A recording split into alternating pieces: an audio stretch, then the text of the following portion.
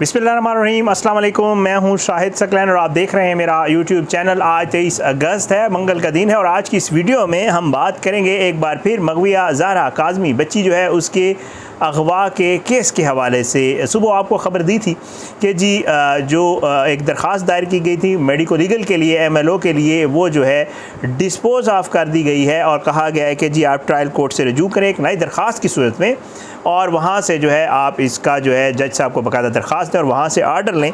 लेकिन उस वक्त क्योंकि बहुत ज़्यादा तफसीलात नहीं आई होती और हमारे पास आर्डर भी मौजूद नहीं होता, इसलिए हम उसके ऊपर मज़ीद ज़्यादा बात नहीं कर सकते होते। आपकी ये जो वीडियो है वो 2-3 चीज़ें इसमें जो है आपके साथ शेयर करूँगा। एक तो जज साहब ने फ़ैसले में क्या लिखा है और क्यों लिखा है, क्योंकि आज जो ज़हीर का वकील है वो जब समाअत हो रही थी तो उसने कोशिश की, जब जज साहब फ़ैसला लिखवा रहे थे इसका, तो फ़ैसला लिखवाते हुए 2-3 बार उसने बात की और बोला उसने क्या कुछ कहा। आज की इस वीडियो में आपको जो है ये सारा बताऊंगा। सबसे पहले तो आपको बता दूं कि आप लोगों की ज़ाहिरी बात है उस वक्त भी जब ये फ़ैसला आया था हमने आपको बताया था कि जी कोर्ट ने ये कहा है कि आप एक एप्लीकेशन दें रेलिवेंट ट्रायल कोर्ट में और ट्रायल कोर्ट डिसाइड करेगी कि इसके ऊपर क्या होना है। तो जिब्रान नाज़र साहब से मेरी बात हुई तो उन्होंने ये बताया कि जी जो ही ये आर्डर आया था उस आर्डर के दौरान जो है उसके फ़ौरन बाद जिब्रान नाज़र साहब ने एक ही सफ़े की जो है वो दरख्वास्त लिखी और उसके साथ जो कोर्ट का आर्डर आया है जो मेरे हाथ में है, the High Court of Sindh at Karachi, उन्होंने जो है जो आर्डर दिया है इसकी कापी लगाई और उसको जो है बाकायदा तौर पर जिब्रान नाज़र साहब ने जो है वो रेलिवेंट कोर्ट में दाखिल कर दिया उस दरख्वास्त को। और ना सिर्फ दाखिल किया उस दरख्वास्त को बल्कि उस दरख्वास्त के ऊपर बाकायदा तौर पे उसे मंजूर भी करवा लिया। वो दरख्वास्त मंजूर हो गई है और मंजूर होने के साथ नोटिस भी हो गए हैं। ये नोटिस कब के हुए आगे चल के आपको बताता हूँ।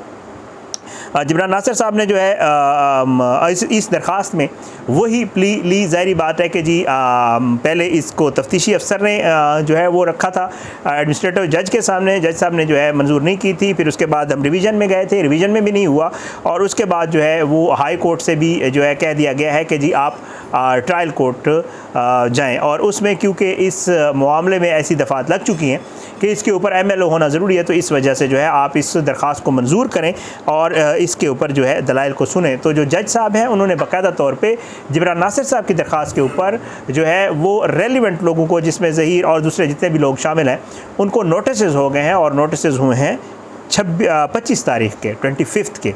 अब 25 के नोटिस हुए हैं, 25 को इसके ऊपर दलाइल होने और मुझे लग ही रहा है क्योंकि जज साहब ने ये दलाइल सारे पहले सुने हुए हैं। उस वक्त ये एडमिनिस्ट्रेटिव जज थे, अब ट्रायल कोर्ट के जज हैं, तो मुझे लगता है शायद जिब्रान नाज़र साहब को और उनके वकील को वो दलाइल देगा।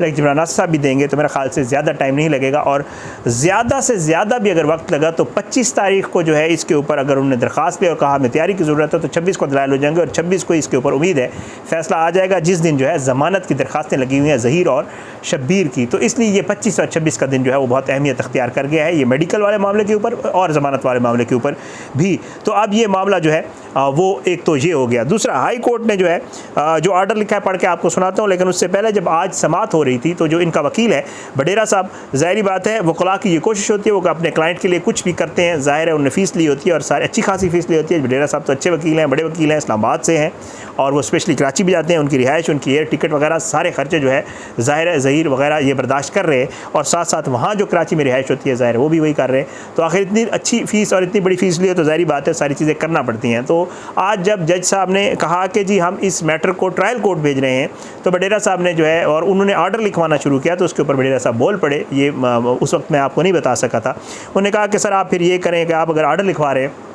तो काइंडली इस आर्डर में ये मत लिखवाइएगा कि आपने ये जो दफ़ात लगाई गई हैं रेप वाली और जो अगवा वाली 361 आपने इनको मंजूर कर लिया, काइंडली ये मत लिखवाइएगा, क्योंकि अगर आप ये लिखवाएंगे तो ज़ाहिर बात है ट्रायल कोर्ट पे बाइंडिंग हो जाएगी और ट्रायल कोर्ट फिर इस चीज़ को ऐसे ही लेगा कि ये दफ़ात मंजूर हो गई, अभी तक चलान मंजूर नहीं हुआ है। तो इसके ऊपर जज साहब ने कहा कि जी मेरा ख्याल से आपको ये कहने की ज़रूरत नहीं थी क्योंकि हम जो है जो आर्डर कर रहे हैं ये केस के मेरिट्स के ऊपर नहीं होता, ये जो है हम महज ट्रायल कोर्ट को डायरेक्ट कर रहे हैं कि वो इस चीज़ को सुने और दोनों तरफ के मौक़िफ़ को सुन के उसके बाद फ़ैसला करे। बहरहाल उसके बाद भी जो बडेरा साहब है उन्होंने दोबारा कोशिश की और उन्होंने कहा कि सर प्लीज़ आप ये आर्डर में ऐड मत करवाइएगा क्योंकि हमारे लिए फिर जो है ट्रायल कोर्ट में मामला जो है कुछ और हो जाएगा और आप कोशिश करें कि आर्डर में ये चीज़ मत लिखें।